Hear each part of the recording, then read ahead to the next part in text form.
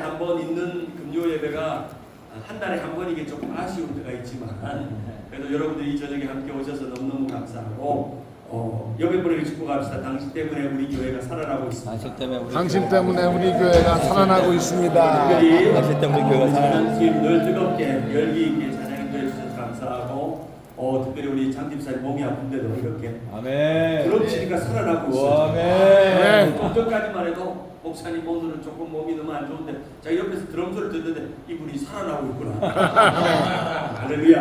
아멘. 출장 다녀오시고 출장 다녀오시고 너무 부정한데 이들이 오셔서 찬양하면 살아납니다. 살아나는 역사가 있고 오늘 또 특별히 우리 여성교회 유원회장 수고하셔서 오늘 맛있는 대디약들이 오늘 너무 맛있었어요. 에너지가 넘치는 것 같습니다. 안 먹으신 분은 맛있게 들어가도록 감사합니다.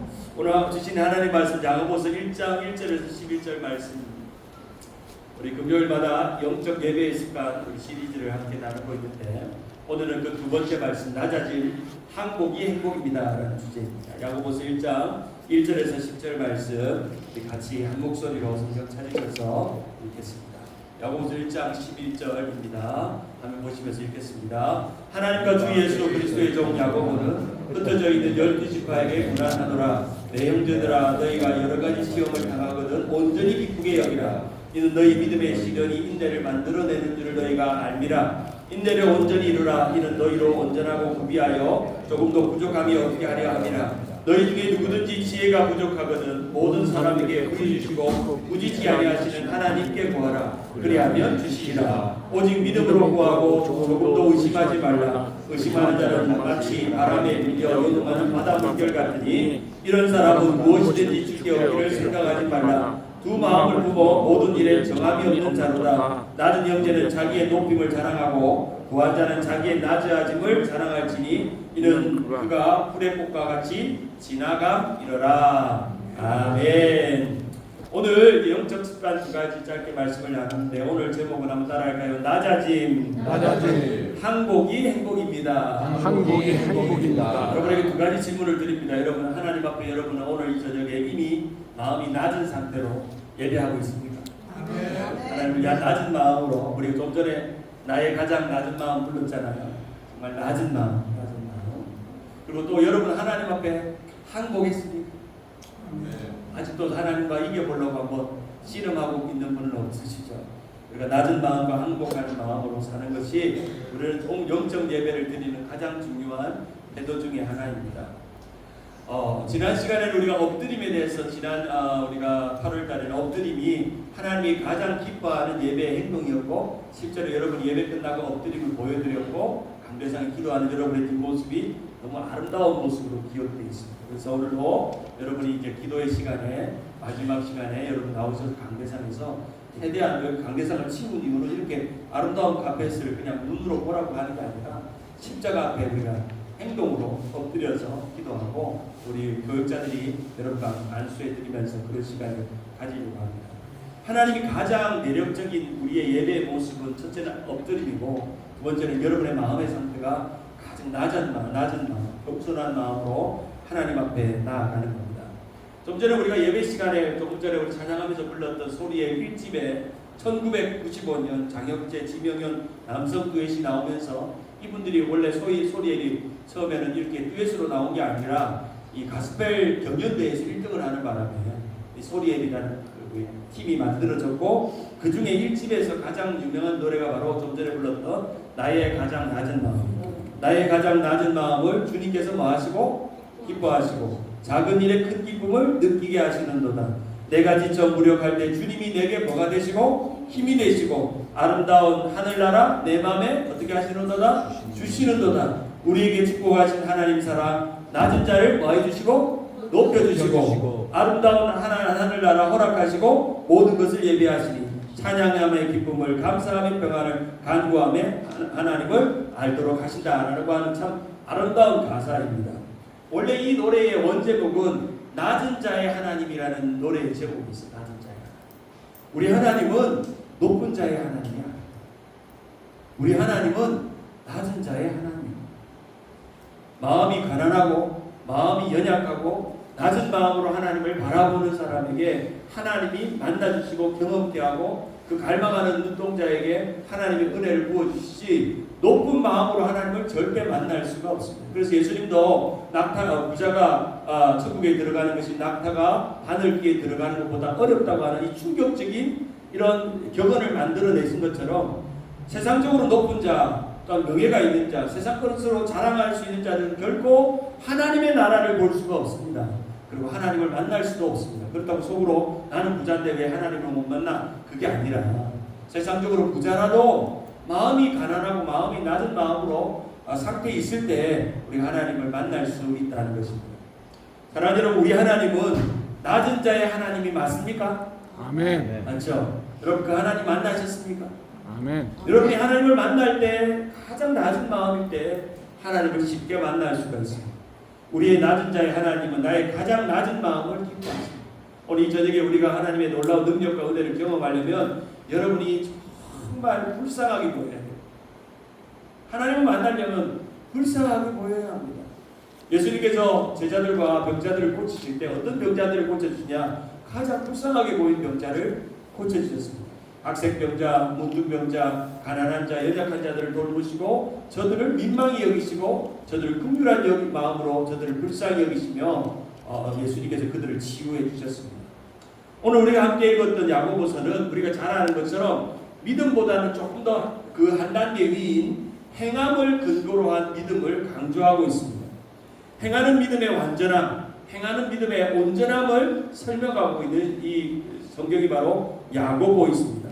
그래서 특별히 우리는 야고보를 읽으면 우리의 믿음의 행함이 얼마나 중요한가, 그리고 이 행함과 믿음이 마치 수레바퀴의 두 가지의 바퀴처럼 동시에 가야 된다는 것을 우리에게 말씀해주고 있는 말씀입니다. 특별히 이 야고보 사도는 그 별명이 있습니다. 낙타무릎이라는 별명이 있습니다. 실제로 많은 그 고대 학자들이 이 전승에 의하면 이 예루살렘 교회의 지도자였던 이 야고보는 매일같이 성전에 무릎을 꿇고 하나님 앞에 기도하는 낙타 무릎을 가진 사람이었습니다. 그의 별명이 그런 낙타 무릎을 가질 만큼 기도의 사람이었다는 겁니다. 사랑하는 여러분, 여러분의 무릎은 무슨 무릎입니까? 낙타 무릎입니까? 아니면 아직까지 맨들맨들합니까? 낙타 무릎입니까? 여러분의 무릎이 아직까지 맨들맨들합니까? 가장 낮은 마음으로 하나님 앞에 복종하면서 기도의 영성을 살았던 이 야고보가 자신의 믿음을 이야기하면서 우리의 신앙이 하나님 앞에 행동이 없고서는 그것을 증명할 방법이 없다는 것을 우리에게 말씀해 줍니다. 그러면 이 야고보서가 이제 초대교회 많은 성도들이 흩어진 디아스포라에 있는 하나님의 백성들이 이제 마지막 환난의 때가 오고 핍박의 때가 오고 고난의 때가 올 때 너희가 믿음을 준비해야 되는데, 그리고 그때는 비로소 그 고난의 때가 오면 너희가 행동으로 너희의 믿음을 증명할 때가 오는데, 그 고난이 너희의 행동을 증명할 때가 오는데 그럴 때를 죄비하라고 말씀하면서 이 낙타 무릎이라고 별명을 가지고 있는 기도하는 사도, 또 행동하는 사도인 야고보가 우리에게 오늘 야고보서 1장을 말씀해주고 있습니다. 특별히 야고보서 2장 1절을 보면 내 형제들아 너희가 여러 가지 시험을 만나거든. 몇 가지 시험을 만난다고요? 여러 가지 시련과 시험이 온다는 거예요. 여러 가지라는 것은 우리가 상상할 수 없는, 생각해보지도 않은, 우리가 기대할 수도 없는, 우리가 겪어보지 않는 여러 가지 시험들. 오늘로 말하면 여러분이 세상에서 핍박을 당하는 그 당시에 초대교회 성도들은 죽음의 위협을 당하고 억울함을 당하고 모욕감을 당하고 고통을 당하고 쫓임을 당하고 매를 맞기도 하고 예수 믿는 것 때문에 고난당하는 것. 그리고 오늘 현대에는 핍박이 없어도 여러 가지 질병을 겪거나 삶의 시름이 있거나 마음에 문제가 있는 여러 가지 시험을 만날 때 온전히 뭐하게 여기라? 기쁘게 여기라. 여러분, 이 한 구절에 모든 답이 있습니다. 야고보서를 해석할 때 이 한 구절에 모든 답이 있습니다. 첫 번째, 야고보 1장 1절에 수신자를 향해서 흩어진 디아스포라의 성도들에게 말씀하면서 야고보 1장 2절에 이렇게 말합니다. 여러 가지 시험을 만나면 온전히 뭐하게 여기라? 하나님, 여러분의 삶에 시험과 시련이 있으면 기쁘게 여기시길 바랍니다. 기쁘고 기쁘도다, 항상 기쁘도다, 나 주께 왔사오니 복주옵소서. 기쁨, 어떤 시련을 만나도 기쁘게 여기라는 겁니다. 3절 한번 같이 한번 읽어볼까요? 1장 3절 시작. 이는 너희의 믿음의 시련이 인내를 만들어내는 줄 너희가 알미라. 너희가 여러 가지 시험을 만나고 나서 그것을 기쁘게 여기면 그것이 믿음의 시련이라는 거예요. 진짜 여러분이 고난을 당할 때, 여러 가지 시험을 만나고 시련을 당할 때 그거에 대한 기쁨이 없으면 그것은 믿음의 시련이 아닙니다. 그냥 지질이 힘들고 괴로운 일일 뿐이죠. 고난이고 고통일 뿐입니다. 그러나 이 고난과 어려움이 왔는데 기쁨이 있어요. 고난과 어려움이 문제가 있는데 기쁨이 있어요. 덜컥 질병에 걸렸는데 기뻐요. 뭐 이유는 알 수 없지만 삶에 어떤 사고가 일어났는데 기뻐요. 오늘도 제가 오늘 우리 금요예배 오는데 우리 주제가 뭐 은혜 갔다 오다가 차 사고가 났대. 그래서 놀래가지고 사고가 나서 이제 전화를 해서 집사람이 가보니까 다행히 차가 크게 다치지 않은 거예요. 그러면서 우리 집사람하고 돌아오면서 이렇게 오늘 저녁에 무슨 큰 은혜를 주시려고 이렇게 우리에게 시련을 주시나? 그게 시련도 아니죠. 그건 뭐 보험 처리하면 되는 거니까. 근데 우리의 삶에는 그 작은 일에도 큰 마음이 어려워지고 기쁨을 잃어버려요. 그 짧은 순간에. 기쁨을 잃어버려요. 그런데 우리가 우리의 모든 시련과 또 어려움 속에서도 기뻐하면 그것이 무슨 시련이라고요? 믿음의 시련이 된다는 거예요. 여러분의 삶에 알게 모르게 당하는 모든 어려움 속에서 기쁨이 있으면, 말할 수 없는, 설명할 수 없는 기쁨이 있으면 그것이 믿음의 시련이 된다는 거예요. 그런 믿음의 시련은 결국은 인내를 만들어내는 줄 너희가 알미라. 4절에 4절 한번 다시 한번 읽어볼까요? 4절 인내를 시작. 인내를 온전히 이루라. 이는 너희가 온전하기 위하여 조금도 부족함이 없게 하려 함이라. 너희가 이 믿음의 시련, 너희가 여러 가지 시련을 만나고 기쁜 마음이 생겨도 그런 가운데 이것이 믿음의 시련으로 여기고 그러한 가운데 이것을 잘 받아들이는 인내가 만들어지면 너희에게 이 시련과 이 고난을 이길 수 있는 그런 지혜가 생긴다는 거예요. 그러면서 야고보서 1장 5절에 이렇게 말합니다. 누구든 지혜가 부족하거든 모든 사람에게 무의 주시고 꾸짖지 아니하시는 하나님께 구하라. 그리하면 주시리라. 오직 믿음으로 구하고 조금도 의심치 말고 의심하는 자는 마치 바람에 밀려 요동하는 바다의 물결 같으니라. 인내와 반대말은 의심이에요. 의심. 고난의 믿음의 시련을 인내하면서 잘 견디면서 지나오는 사람들에게는 이 고난을 견디는 지혜가 있다는 거예요. 여기서 야고보서 1장 5절에 말하는 너희 중에 누구든지 지혜가 부족하거나 할 때 이 지혜는 그 앞에 내용을 설명합니다. 너희가 여러 가지 시련을 만나고 그것을 기쁘게 여기는 마음이 있어서 그것이 믿음의 시련이 되고 그 시련을 인내로 견디는 지혜. 그 지혜가 없으면 하나님 앞에 그 지혜를 달라고. 내가 일어나는 일들이 시련이 일어났어요. 근데 기쁨이 없어요. 기쁨을 찾아요. 그리고 기쁨을 찾아서 그것이 믿음의 시련인지 깨달아요. 그리고 인내가 생겼어요. 야, 이것이 지혜라는 걸 깨닫는 거죠. 그것을 이 야고보서는 우리에게 말씀해 줍니다. 그러면서 너희가 바람에 요동하는 물결같이 신앙생활을 하지 말고 믿음의 시련이 오면 인내하고 하나님의 지혜를 찾아라. 우리에게 말씀해 줍니다. 그러면서 이런 역설적인 신앙, 우리가 고난과 여러 가지 시련을 만나면 요동하고 넘어지고 의심하고 염려하고 원망하는 게 불평하는 것이 당연한 게 세상의 이치인데 전혀 다른 방법으로 믿음의 행동을 보이라고 말씀하면서 그러면서 이 야고보 사도가 우리에게 말씀하는 역설적인 진리를 하나를 설명하는데 야고보서 1장 9절에 우리 같이 한번 읽어볼까요? 야고보서 1장 9절 화면 보여주시나요? 야고보서 1장 9절 낮은 형제는 제가 읽어보겠습니다. 낮은 형제는 자기의 높음을 자랑하고 여기에서 야고보 사도가 두 부류의 사람을 설명합니다. 낮은 형제가 있고 높은 형제가 있어요. 낮은 형제는 그 당시에 대다수의 그 그리스도인들이죠. 그 당시에 초대교회 그리스도인들은요 사회적으로 하층민입니다.